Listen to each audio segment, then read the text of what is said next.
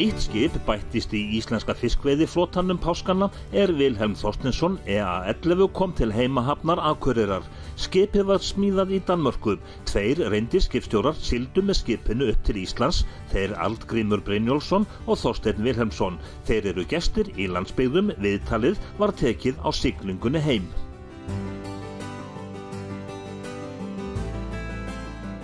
Strákar, við erum að taka á móti nýju skipi, sigla heim frá Skagen í Danmörku til Íslands.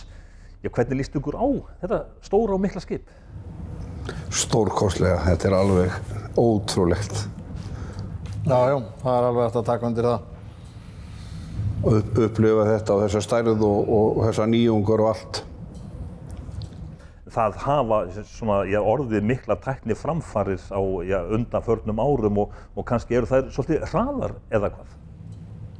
Við erum alltaf búin að upplifa tíma sem hefur verið alveg ótrúlegur í svona tæknilegri þróun sko. Þegar við byrjum til sjós þá kannski í brúnni, það var ekki einu sinni fram í brúnni, það var kannski ein fiskjá, stýri og kompás. Radarinn var eins og síðutórum aftur í svokölluðu B-stekki, þannig ef að brotnuðu brúaglugga þá var einn að verja hann svona bak við þil þar. Og svo til dæmis mátti ekki alltaf nota hann að vera að spara hana því að þetta þótti svo mikið undratæki. Það voru svolítið lampatæki, það endust náttúrulega og þetta var alltaf bilað Þið eru búin að þekkjast frá barn æsku getum við sagt, en verið mjög lengi saman á sjó. Hvenær lágu ykkar leiðir saman ef við tökum þá bara fyrst æskuna? Það var upp í íþróttahúsinu við Gagnfræðaskólann hérna og við Sundlaugin á Akureyri, gamla íþróttahúsinu þar og kannski á sama tíma svona eitthvað saman á skíðum. Við vorum byrjaðir, Arngrímur var byrjaður undan mér og má á skíðum en vorum frábær skíðamaður. Svona byrjar það ekki, Grími? Já, það byrjar þar. 10, 11, 12 ára. Síðan vorum við náttúrulega, var þetta einhvern veginn þannig, við vorum báðir tengdir sjónum út af því að feður okkar voru sjómenn og það var eitthvað svona sem við kannski getum ekki skýrt sem tengd okkur. Svo unnum við saman á Frystihúsinu, 1 eða 2 sumur þannig að þetta svona einhvern veginn, það tengdist mikið. Byrjuðum við snemma að leika okkur á trillu. Það sé að trolla á trillunni. Þannig að ykkar fyrstu túrar, það bara sem guttar bara á trillur? Minn fyrsti túr raunverulega bara á síðutóra með pabba mínum. Trúa því nú ekki allir, það var nú bara margir túrar í röð 1957, þegar ég var 5 ára. Og svo, Grími, þú fórst nú með... Já, ég var orðinn 10 ára þegar ég fór fyrst með föður mínum á síld 1962. Nei, ég hef verið 9 ára, þetta var 61, þegar síldin var í algleymingi. Þá fór ég fyrst í sjó.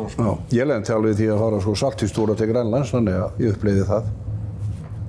Þetta hlýtur að hafa verið fyrir ykkur smá guttana bara mikil upplífelsi, eða hvað? Það var minnst ekki á það bara En það voru aðal gæjarnir í hverfinu held ég. Ég veist að maður hafi séð eitthvað, þó kannski maður hafi ekki verið farin að hugsa neitt framtíðina þá, en eitthvað samt hefur maður séð og þetta hefur heilla mann. Hann byrjaði snemma að toga eins og í mig, hann var ansi snemma sem að ég tók það ákvörðun að verða sjómaður, það var eitthvað. En ef við gerum þá bara langa sögu stutta, á hvaða tímapunkti það sem að þið byrjið þá saman á sjó og þá sem skipstjórnarmenn? Það 1973, þá erum við báðir Loftur Baldvinssyni, hans stýrimaður og þá ég á City og hann búinn með stýrimannaskólann. Ég var 2 árum seinna en hann í stýrimannaskólanum og þar förum við fyrst saman til sjós. Svo nutum við kannski 1 túr einu sinni áður eitthvað sem við voru saman þetta sumar og merkilegt að þegar ég kem með borð í loft sem fyrsta túr og Arngrímur líka erum að fara út Eyjafjörðinn þá skipstjórinn á honum að leysa sko fasta skipstjórinn af og það var kennari minn á stýrimannaskólanum Þorsteinn Gíslason. Þetta var svolítið sérstök upplifun sko. Hann var nýbúinn að klára prófin og klára skólan og sigla svo með honum. En það var nú gert sumari, hann var hérna bara leysti af og svo kom Gunnar og svo kom Þorsteinn aftur, það svona. Ég fór aftur með föðurbróður hans, Baldvin, á loft og var þar. Ég var nú þar í 6 ár sko og þar var nú aðalskipstjóri Gunnar Arason sem voru síðan báðir með sko. Og má segja að maður hafi eiginlega alist upp þar. Þú byrjaði undan mér sko, ég kom hérna og svo var ég hérna 1 ár. Þannig að átóku togararnir við aftur. Við getum sagt sko að það skip var svona Vilhelm Þorsteinsson þess tíma. Já, það má segja það. Mjög glæsilegt og flott skip. En svona aðeins minni. Hversu stór var hann? Ég man nú ekki hvað hann langur, hann ekki verið 40 eitthvað metrar sko. Það var með sko 1400 hestafla vél, það þessi mann svona mest að þá voru sko þessi stærstu vélar á hinu nótabátunum voru 1000 hestafl og þetta þótti mikill munur að vera með 1000 eða 1400 og margir af þessum bátum í Norðursjó á þessum tíma voru með sko 800 hestafla vélar sko. Og svo getið spurt sko hvað eru stóra hliðarskúfurnar á Vilhelm Þorsteinsson núna að framan og aftan.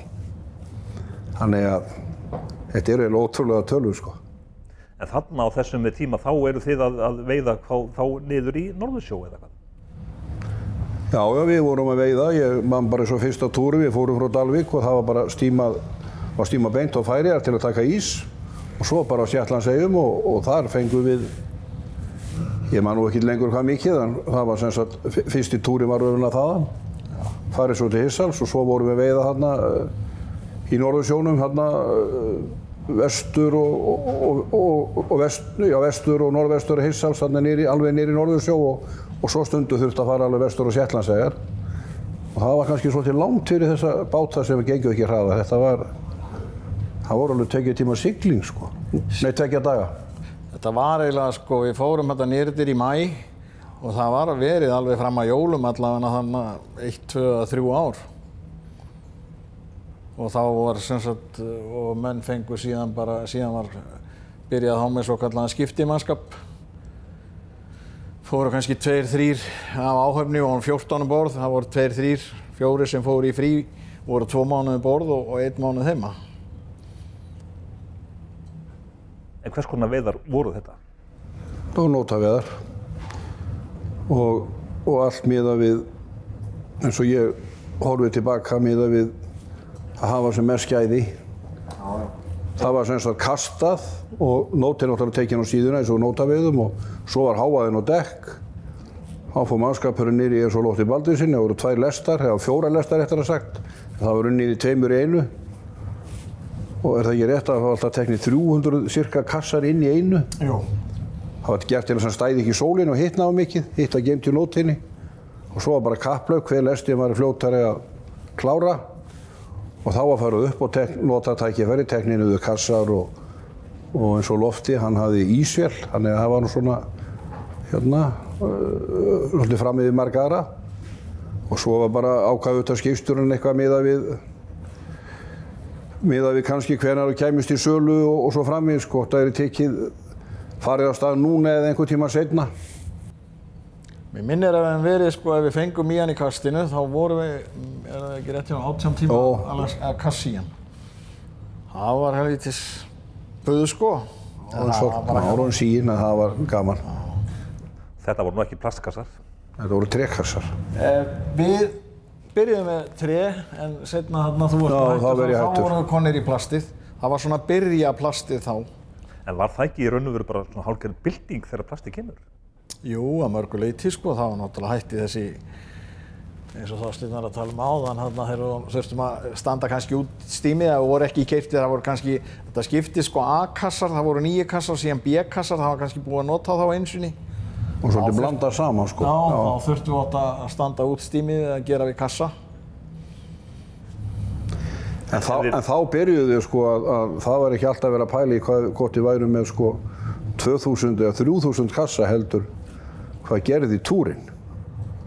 Hvað verðmætið var. Það var það sem að maður lærði það fljótt, það var það sem skipti máli. En var það þá þannig sem sagt að aflinn, hann var seldur þá í Hirtshals eða einhver staðar annar staðar? Já, hann var boðinn upp sko og þeir sem það voru svona stærstu hlutina Íslendingunum landaði í Hirtshals. En hluti af skipunum var alltaf í Skaginn, sumir voru svona sitt á hvað. Og þar voru sem sagt markaðir, það var sem sagt, markaðir í Hirtshals og annar markaðir í Skaginn. Svo var þetta alltaf boðið upp á mótnana. Já, fyrir einhvern ákveðin tíma sem ég man nú ekki lengur hvað var, ekki 6 eða eitthvað sko. Þá var allt búið og þá voru bara kaupendurnir, það voru af þessu svæði, það voru mikið af verksmiðjum sko í Hirtshals og Skaginn. Og eða bara jafnvel trukka til Þýskalands eða komu svo sem kaupendur held ég alls staðar frá. Það var náttúrulega fiskvinnsla í Hamstól líka sko, það var ekki eins mikið landað þar. En þá hefur verið spenna í loftinu hjá ykkur, þannig að þarna réðst í raun og veru kaup og kjör svolítið. Já, þarna svona opnast þessi heimur fyrir manni, þessir markaðir sko og fylgjast með hvað verði væri og þá sá maður strax sko, þá sá maður bara sá maður bara beint hversu mikils virði það var að ganga vel frá aflanum og vera með góða vöru. Enda þegar kom að hausti sko, bátar fóru að tínast heim úr Norðursjónum og þá var bara spurt sko hvaða fisk hafðirðu fyrir í sumar, það var ekki hvað mörg tonn heldur hvað aflaverðmæti var, því það var náttúrulega eins og þú sagðir áðan, það var auðvitað þessi skipti máli upp á laun og kjör. En það eru líka svona á þessum tíma ákveðin forréttindi að vera að sigla með afla og koma heim með tollinn. Já. Við náttúrulega eins og á lofti, við náttúrulega bara fórum í byrjun júní og svo bara kom skipið, það var nú kannski aðeins öðruvísi árið sem ég var þarna þegar við fórum í lengingu, kom heim í janúar sko. En svo var eitt og eitt skip sem var kannski að koma heim á sumrin, er ekki rétt? Jú. Það voru margir bátar sem fóru þarna og voru bara kannski 1, 2, 3 mánuði sko og fóru síðan heim. Það voru ekkert mörg skip sem voru kannski allan tíma. En þetta voru forréttindi, maður keypti sín fyrstu heimilistæki þarna.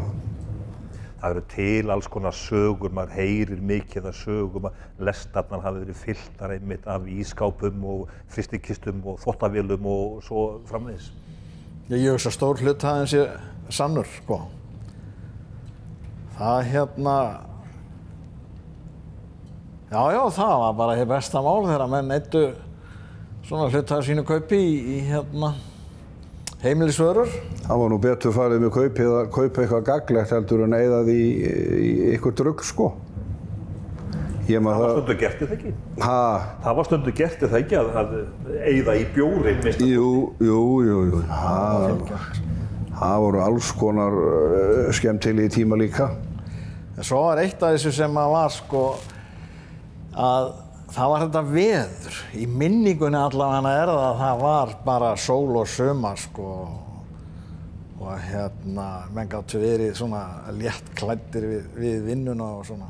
Það var bara alltaf, eins og þú segir, það var bara alltaf gott veður.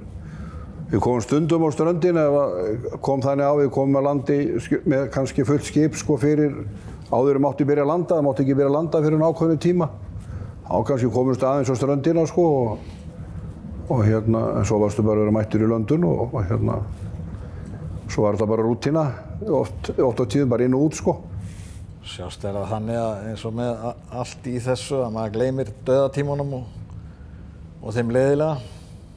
Þannig sjást eflaust einhverja stundir þarna sem ekkert voru nú. En þetta skip sem við erum staddir núna í Nýr Vilhelm Þorsteinsson, hann smíðaður í Skagen, rétt hjá Hirtshals, notuðu tækifærið og fóruðu þangað og svona á gamlar slóðir. Við fórum í bílagangsferði, já. Já, núna? Já, þegar við komum nú, þú varst nú með okkur, þegar við komum nú frá Íslandi þá var nú byrjað að fara til Hirtshals, sko. Og svo fórum við, ég og Arngrímur og Mái, hann tók okkur eina bílagangsferð. Og svona, það er mikið breytt, það er ekki Hirtshals eins og ég þekkti það. Þarna sér maður bara ferjur og enga fiskibáta, sko. Já, en eins og Hirtshals hafi breyst úr svona fiskimannabæ í ferjurnar koma mikið þarna sem sigla til Noregs og Englands og Svíþjóðar og Íslands. Og Íslands. Já, við sáum hérna Smerilæn. En þið hafið nú eitthvað kannast við ykkur og keyptu ykkur danska pilsu og... Keyptum okkur danska pilsu og við gátum staðsett hirsaskrána og fleira þarna. Skipikrána. Já, við staðfestum þetta allt með mága, sko. Og við fundum þetta. Það var merkilegt. En það var ekki mikið líf og ekkert líf. En þið hafið svona farið svolítið aftur í tíman að fara á þessar slóðir samt sem áður? Já. Ég fór alveg, 48 ára aftur í tíman, sko. En núna svona þið fylgist báðir vel með sjómennskunni. Á hvaða hátt hefur sjómennskan breyst haldið þið svona þegar þið gerið það upp svona í fljótu bragði? Hún hefur náttúrulega breyst bara með allavega það sem við þekkjum með skipunum. Það er náttúrulega orðin miklu betri aðstaða, bæði vinnuaðstaða og hvíldaraðstaða. Við megum ekki gleyma því, sko, þá við séum að tala flott hérna inni og svona, þá það vinnuaðstaðan og öryggið í kringum það sem hefur þróast og breyst mikið til betri vegar. Og ef maður náttúrulega bara fer alveg tilbaka frá því ég byrjaði, sko, minn fyrsta túr sem, sko, löggildur háseti 68, ég nú ekki að tala árinu undan, sko. Þetta náttúrulega bara eins og svart og hvítt, ef það væri meira að segja, væri hægt að hafa þetta ennþá ýktara, sko. En þetta náttúrulega bara ekki þetta líka sér saman, sko. Það jafnvel, sko, 68 var manni bannað að fara í bað því að eyddi svo mikið vatn. Helst ekki að tannbursta sig og svo framvegis, sko. Þannig að þetta náttúrulega bara allt annar heimur sem betur fer. Hérna í þessu skipi meira að segja gufubað. Já. Og tækjasalur. Þegar við vorum á síðustu árunum, sko, það var farið í sturtu á landleið. En auðvitað þrifumenn sig, sko, en það var farið bara í sturtu á landleið. Það var ekkert hérna neitt mikið af vatni. En hér ertu með bæði, þú ert náttúrulega með líkamsræktarsal og svo ertu með gufubað. Þannig að bara... Sturta í hverjum klefa og svo framvegis, sko. Arngrímur var á Kaldbak, sko, gamla síðutóran, og það var kallað, sko, fjós. Hann segir að þeir hefur verið 16 saman, ég held nú alltaf fram að þeir hefur verið 18. Sko, í einu svona niðri, ég var á Harbak, það var þó skárra, við vorum þá í klefum sem voru 2 6-manna klefar, 1 8-manna og 1 4-manna. Það var svona eins og svart og hvítt, sko. En vatnsbyrðirnar voru það sömu og sjálfur sér, sko, svona klósett og allt þetta, það var ekki breyting. Hann fór maður í klóstífilinn þegar maður kom borð og maður fór bara úr þeim þegar maður fór upp í kojuna. En hvað þetta þá? Það stundum við talað að hafið það togi. Hvað það fyrir nokkuð? Hvers vegna togar það svona í mann? Já, ég hef nú stundum svona hugsað það, sko, að ef maður lítur tilbaka og fer að hugsa þetta, það hefur verið vosbúð svona og ýmislegt, en manni leið bara einhvern veginn vel. Það var eitthvað, sko. Manni leið aldrei illa, eins og þegar við vorum saman hérna á Harbak jólatúrinn sem dæmi bara hérna 70, sko, við komum til Reykjavíkur á gamlársdag, sko, 70.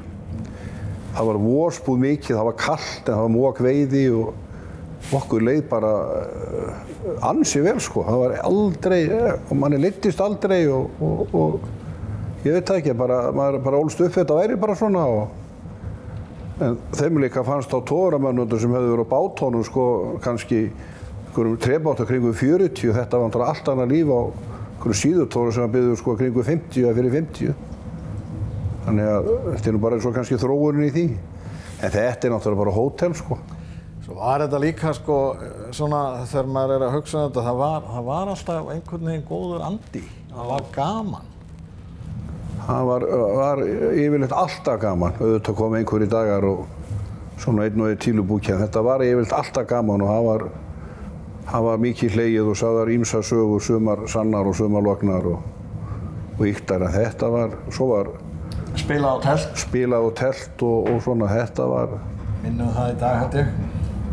kannski eins og í Norðursjónum, það var eiginlega ekki tími fyrir svona frístundir sko, maður reyndi að sofa þegar maður ef maður gat sko og leið á miði, því það var oft kannski ekki sofið nema klukkutíma og kalla ræs. Hvað það sem að einkennir góðan sjómann, hvað þarf hann að hafa til að bera? Það náttúrulega, menn þurfa náttúrulega að vera duglegir og já. Og vilja að vera á sjó. Vilja að vinna og síðan náttúrulega svona að þú ert í svona svolítið lokuðu samfélagi og hvað á maður að segja, menn verða að geta svona umgengist hver annan.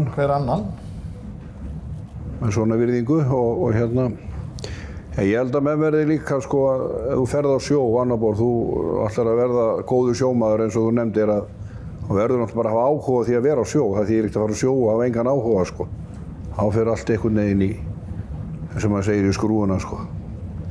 En það einhvern veginn eins og þau voru að segja áðan sko, þetta eitthvað sérstakt í sjómenn sko, þetta svona tosar í mann. Þetta svona hafi lokkar og laða sko. Tosaði. Tosaði í mann. Já, tosaði í mann, já, tosaði í mann. Það kannski ekki lengur, það rétt. Þessi þáttur, hann tekinn svona á heimstíminum í nýjum Vilhelm Þorsteinsinni.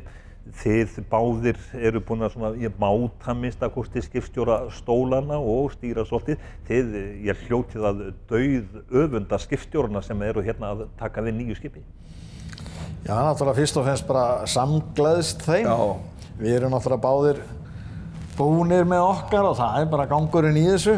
En Já, ég tek undir með Arngrími, ég öfunda á ekki, sko, ég samgleðst alveg innilega og það rosalega gaman að fá að setjast í stólinn og aðeins að fikta og breyta pílítið stefnuna og hvað langt til næsta skip og svona, þannig að þetta bara svona, svo eins og ég held ég hef nú sagt við einhvern hérna upp í brú að hvað verður eftir 50 ár sko. Við erum í sjálf sér búnir að upplifa þetta áður sko, þannig að